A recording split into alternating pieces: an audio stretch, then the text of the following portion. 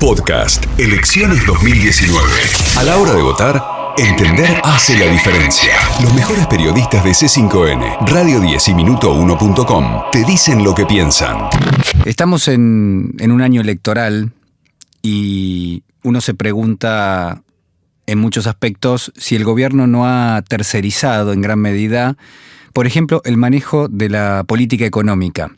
Si hoy el Fondo Monetario o el Banco Mundial, pero sobre todo el Fondo Monetario, no tiene más injerencia que la que puede llegar a tener algún funcionario de gobierno.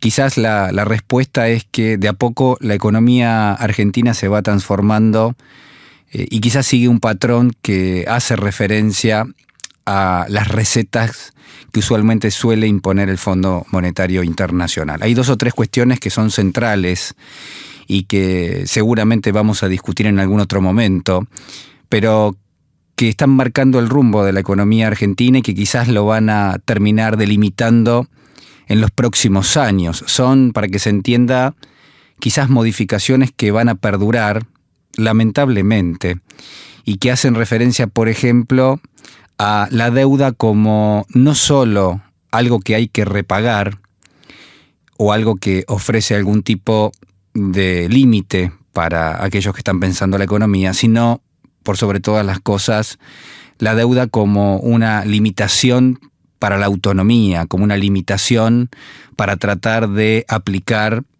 quizás las recetas económicas que se adaptan mejor a lo que es nuestra idiosincrasia, nuestra historia, a nuestra matriz productiva también. En definitiva, la idea tiene que ser, creo yo, que por supuesto las deudas hay que pagarlas, pero que al mismo tiempo, ante una situación injusta, donde persiste la fuga de capitales, donde el modelo económico deja a más argentinos afuera que adentro, bueno, en ese contexto digo que tiene que privilegiarse seguramente el crecimiento. Hablaremos en otro momento de esas ideas, ¿no?, que trazan una Argentina quizás primarizada para los próximos años, que solo va a generar trabajo en sectores que realmente uno podría pensar que no van a pagar salarios demasiado elevados, que va a dejar subsumida la función del consumo. Bueno, cuestiones que seguramente van a dar que hablar y que nos van a ofrecer, creo yo, argumentos para poder debatir. Va a haber que debatirlos y va a haber que discutirlos. Pero hoy quiero, además de esto, proponerles pensar que así como la economía ha sido tercerizada y hoy las decisiones las toma el Fondo Monetario, que también la política sigue de este lado y que quienes toman decisiones de carácter político, incluso vinculado a la campaña electoral de este año, y sobre todo en el poder político que está en el gobierno en este momento, bueno, son precisamente los funcionarios, pero sobre todo los asesores de los funcionarios. Y en este caso quiero mencionar a Jaime Durán Barba, a pesar de que el equipo es más amplio. Y solo así se me ocurre que puede llegar a tener vigencia, si es que la política la sigue manejando el equipo del gobierno, que solo así puede tener vigencia determinado tipo de herramientas o argumentos que se utilizaron históricamente en el mundo y que han dado resultados nefastos. Entonces, la pregunta es, ¿cómo es posible que en pleno siglo XXI se sigan utilizando o comiencen a reutilizarse herramientas, estrategias, manipulaciones que ya dieron un resultado tenebroso, si uno quiere, a la hora de analizar la historia política mundial, pero también tenemos nuestro capítulo y es tenebroso también si uno hace el raconto de lo que ha pasado con la Argentina. Se agitan determinado tipo de prejuicios, se instalan temas que muchas veces disparan algún tipo de discriminación o en todo caso generan segregacionismo. Hay dando vuelta un macartismo desenfrenado y esto significa que hay persecuciones por ser distinto o por opinar distinto. En definitiva, si yo tuviese que hacer un resumen, si yo tuviese que condensar la idea, yo les diría que en general lo que anda dando vuelta en esta campaña es el elemento del odio y es el elemento de la violencia, que no son elementos nuevos, pero que curiosamente están siendo reutilizados sobre todo por aquellos que tienen el aparato estatal, que tienen poder a la hora de comunicar, porque obviamente tienen los recursos estatales, y por eso merece una una mención especial. Todo esto me hizo recordar los prejuicios, la discriminación, la segregación, los elementos del odio o de la violencia o del macartismo. Todo esto, les decía, me hizo recordar a un escritor que se llamó Arthur Miller, un gran dramaturgo, y que escribió allá por el año 1950, entre 1950 y 1956, a Arthur Miller le pasa algo y escribe también algo a raíz de eso que le está ocurriendo. En aquel momento Miller era perseguido por un senador, ¿no? Estamos hablando de un escritor estadounidense, estamos hablando de un Estados Unidos que empieza, que son los primeros años de la Guerra Fría, y en ese contexto hay, uno podría pensar, un arranque desde el punto de vista de la persecución ideológica, y es encabezada por un senador que se llamó Joseph McCarthy. Joseph McCarthy, en los comienzos de esta Guerra Fría, comienza al mismo tiempo a desencadenar una persecución ideológica contra aquellos de los que se sospechaba que podían tener algún tipo de simpatía por el comunismo. Y entonces uno podría ser culpable, o uno podía ser culpable, no solamente por haberse manifestado a favor del comunismo, quizás, sino por tener cierta simpatía, o por tener algún amigo que tiene o que tenía cierta simpatía. En general eran elegidos escritores, pintores, músicos, distintas manifestaciones del arte que podían llegar a generar, desde el punto de vista de la interpretación, algún tipo de cercanía con la política del comunismo. Y el senador, Joseph McCarthy, fue quien encabezó esta especie de caza de brujas que dio como resultado que Arthur Miller fue condenado por desacato. ¿Por qué? Bueno, porque se lo llamó, se le preguntó si era comunista, si tenía amigos comunistas. Él dijo que no. Y lo dijo porque realmente era así, no porque estuviese preocupado por aceptar o no una culpa con respecto a eso, porque no era precisamente culpable de nada. Pero así todo fue condenado por desacato y se salvó de ir a prisión porque en el año 1958, le fueron retirados los cargos. Fueron varios años, entre 6 y 7 años, en la década del 50 del siglo pasado, los que terminaron con el término de macartismo, ¿no? Fue un proceso que desembocó en una especie de metáfora que hoy es el macartismo, que significa persecución ideológica en base muchas veces, casi siempre, a falsedades, en base a falsedades. Y Arthur Miller, como una forma quizás de reflejar eso que le estaba pasando, como una forma también de reaccionar a esa situación y a esos años, escribe una obra de teatro que se llamó Las Brujas de Salem. Y Las Brujas de Salem, ¿no? O sea, nos vamos en el tiempo, nos vamos de 1952, 1953, saltamos hacia atrás a fines del siglo XVII, para ser más precisos el año 1692, 1693, donde en Salem, un pueblo de los Estados Unidos, lo que hoy es Massachusetts, allí habían desembarcado, uno podría decir, las primeras tandas de colonos ingleses. Todavía en aquel momento no era Estados Unidos, ¿no? Era una colonia inglesa. Y como todo poblado que venía del Reino Unido, tenían determinado tipo de reglas muy rígidas desde el punto de vista de la convivencia. Eran puritanos, la religiosidad era importante y como tal también se imponían prohibiciones. Y estaba prohibido, por ejemplo, bailar, la música, cualquier manifestación artística, porque se pensaba que era fruto de un pacto con el diablo. Entonces, como era fruto de alguna especie de acuerdo diabólico, estaba totalmente prohibido. Por eso, en la obra de teatro, Arthur Miller plantea a un grupo de jóvenes, de adolescentes mujeres, que son acusadas de practicar la brujería en las inmediaciones de un bosque. Esto, que fue un capítulo real de la historia de los Estados Unidos, fue planteado por Miller en su obra de teatro.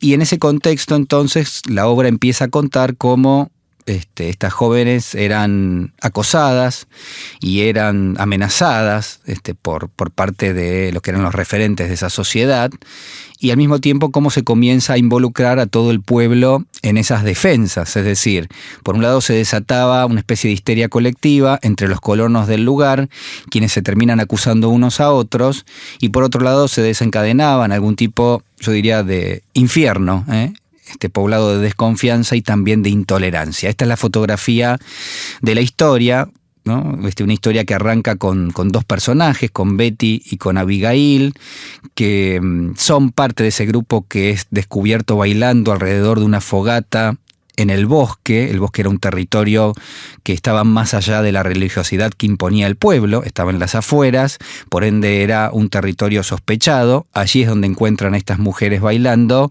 y a partir de allí las acusaciones. Betty y Abigail caen enfermas en la obra de teatro y no hay explicación para su enfermedad. Incluso el médico termina diciendo que como no hay evidencia científica de lo que les pasa, que seguramente era parte de un pacto con el diablo.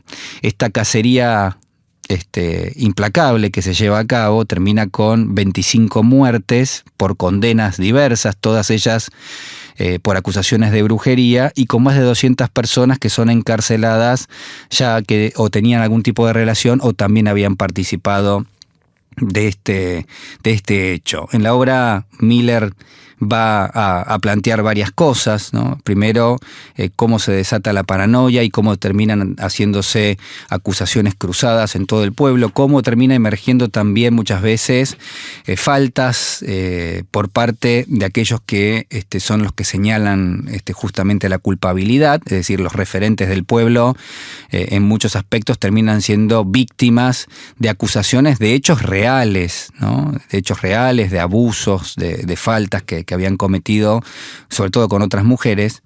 Y entonces es donde uno puede ver que hay algunos motivos que se unen, ¿no? Que unen la situación que atravesó Miller con el macartismo y que al mismo tiempo hacen referencia a lo que tuvo lugar en Salem allá por el año 1692.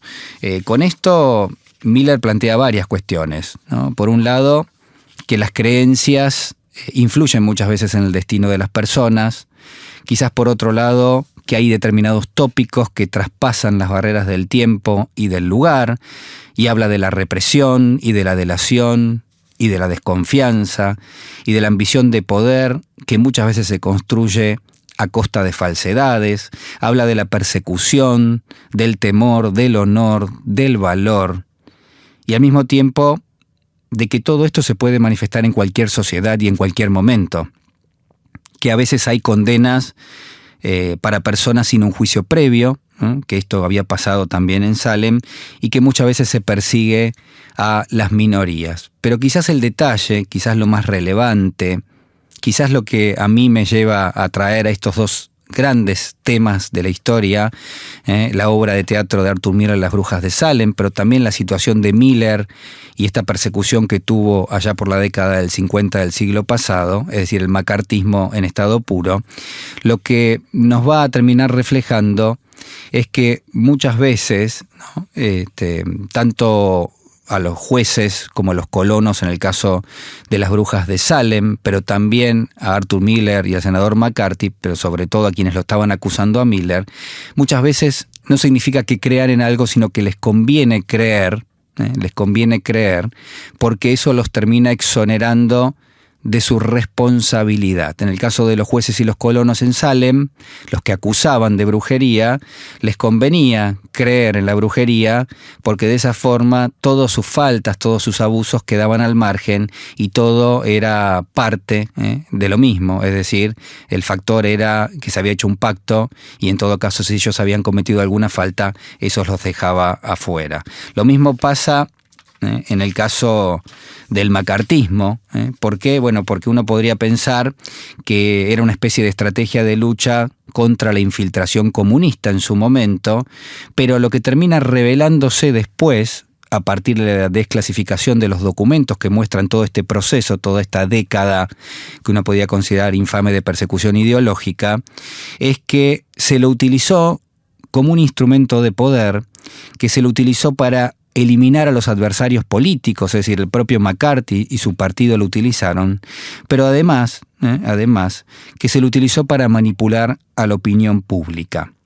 Es decir, para hacer empatía con la opinión pública y para acumular poder político. Bueno, todo esto, quizás todo este desarrollo me lleva, y los invito también a pensar, si en gran medida no tenemos algunos elementos de los que hemos mencionado en esta campaña, si no estamos viendo cómo en muchos aspectos el poder político, el gobierno de Cambiemos, ponen al servicio de sus intereses y ambiciones una especie de caza de brujas, hacen rachas de publicidad que buscan lograr intensidad por periodos breves, pero instalando algún tema que despierta o discriminación o segregación o prejuicios o al mismo tiempo macartismo, es decir, persecución por alguna razón que se termina imponiendo.